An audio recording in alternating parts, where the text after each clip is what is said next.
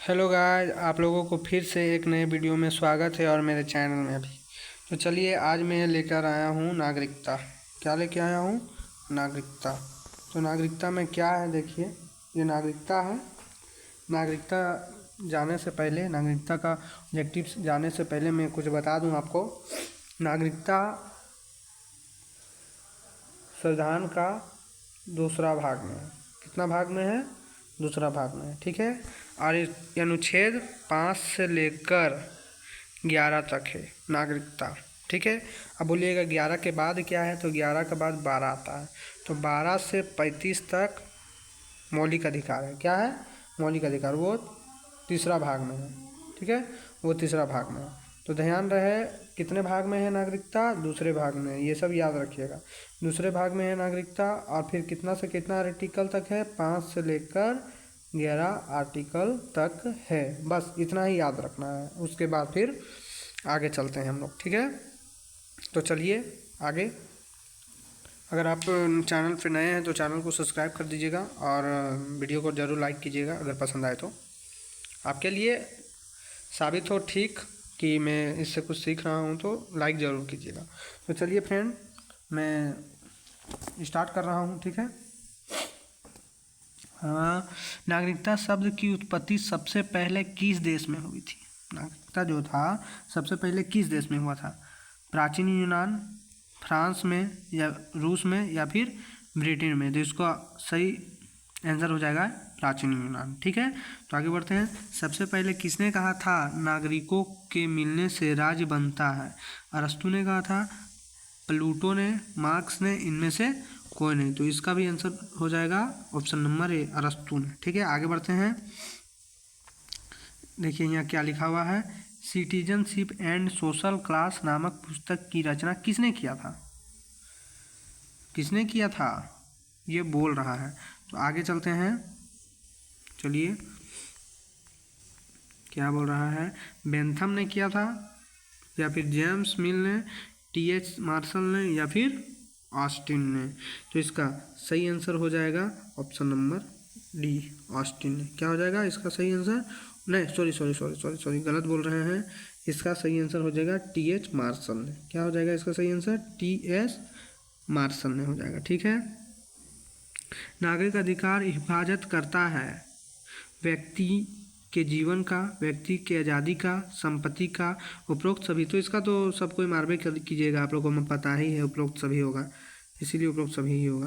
भारत में नागरिक अधिनियम कब पारित किया गया था? असमानता की व्यवस्था, समानता की व्यवस्था, उपरोक्त दोनों, इनमें से कोई नहीं। तो इसका राइट आंसर हो जाएगा असमानता की व्यवस्था। क्या हो जाएगा इसका राइट आंसर? असमानता की व्यवस्था। तो चलिए आगे बढ़ते हैं। भारत में किस प्रकार की नागरिकता को अपनाया गया है?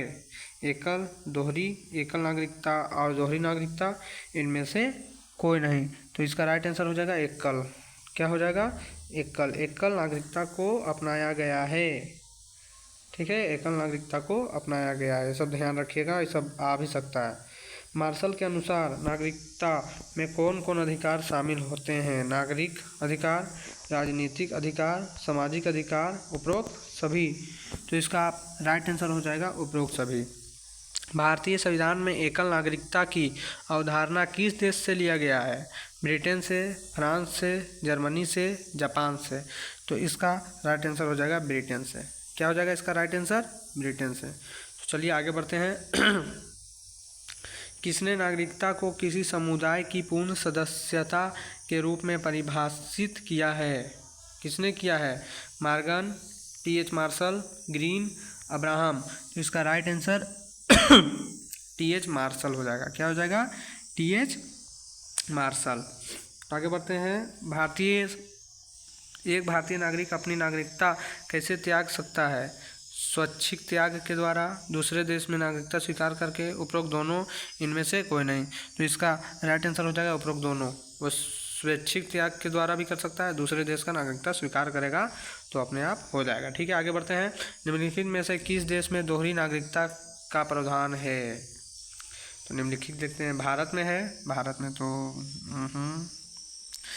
ठीक है, भारत में है, या फिर पाकिस्तान में है, या फिर बांग्लादेश में है, या फिर संयुक्त राष्ट्र अमेरिका, दोहरी संयुक्त राज्य अमेरिका में। ठीक है, समझ में आ गया। भारत में तो भी एकल है, आपको पता ही था।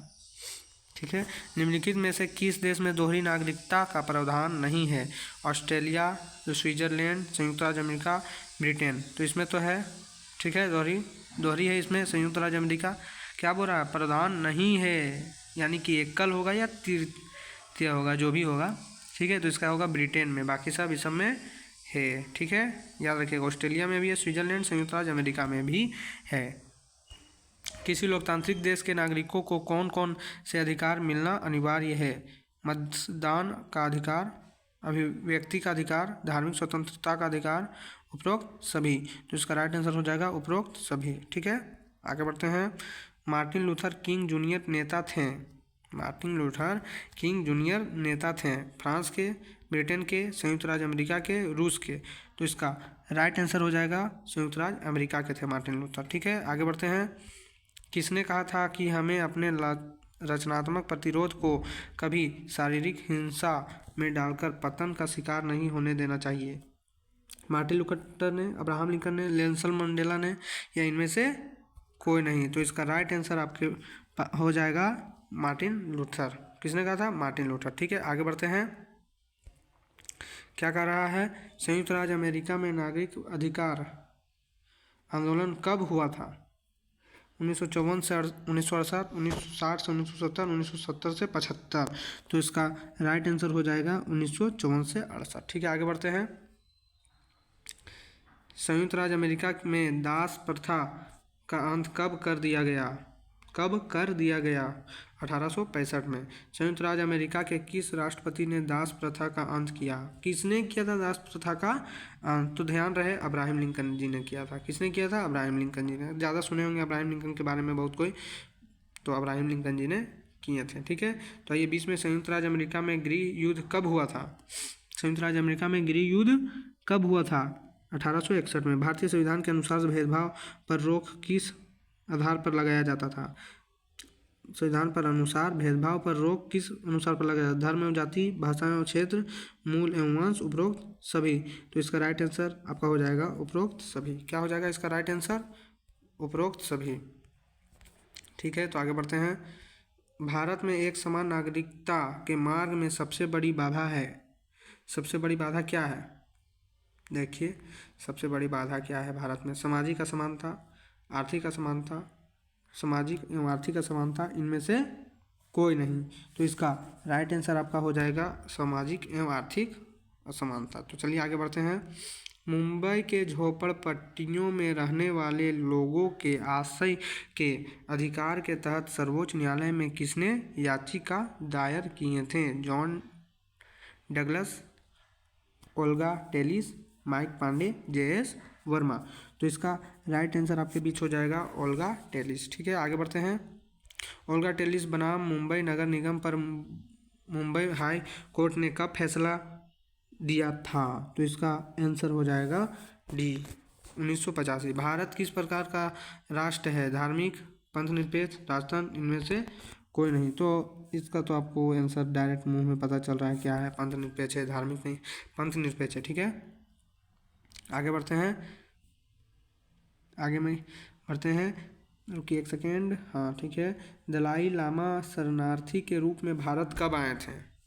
1959, 1962, 1965, 1970। तो इसका आंसर होगा 1959। दक्षिण अफ्रीका में समान नागरिकता पाने के लिए लंबी अवधि तक संघर्ष करना पड़ा था। श्वेत लोगों को, उपरोक्त दोनों इनमें से कोई नहीं। लेकिन इसका आंसर आपका हो जाएगा अश्वेत लोगों को। उपरोक्त दोनों ने, श्वेत लोगों को नहीं करना पड़ा था, अश्वेत लोगों को। ठीक है, आगे बढ़ते हैं। भारत किस प्रकार का राष्ट्र है? हिंदू राष्ट्र, मुस्लिम, पंथनिरपेक्ष राष्ट्र? तो अभी हम जस्ट बताएं पंथनिरपेक्ष राष्ट्र। ठीक है, हिंदू राष्ट्र में मत डालिएगा, नहीं तो फिर गलत हो जाएगा। पंथनिरपेक्ष राष्ट्र में डालिएगा। ठीक है, समान नागरिकता के लिए दक्षिण अफ्रीका के अश्वेत लोग कब तक संघर्ष करते रहे? 1990 तक दशक, 1980 के दशक, 1970 के दशक तक, या 1950 के दशक तक? तो इसका राइट आंसर हो जाएगा 1990 के दशक तक लोग संघर्ष करते रहे थे अश्वेत लोग, माने काला था। भारतीय संविधान के किस भाग में नागरिकता का वर्णन है? अभी हम जस्ट बताए थे सबसे पहले, तो इसका आंसर आप ही लोग दीजिएगा, किस भाग में है, ठीक है। ऑप्शन नंबर बी बता देते हैं, अगर किन्हीं को मालूम ना हो तो, लेकिन कमेंट आप लोग कर दीजिएगा किनको किनको मालूम था। तो ख़त्म हो गया। अब इसके बाद छठा के बाद सातवां आएगा, सातवां अध्याय आएगा। तो इसीलिए चैनल में अगर आपको पढ़ने में अच्छा लगा होगा तो चैनल को सब्सक्राइब जरूर कीजिए और वीडियो को लाइक कीजिए, और अगर अपना प्यारा सा कमेंट भी अपना कर दीजिएगा। तो इस कारण जय हिंद, जय भारत।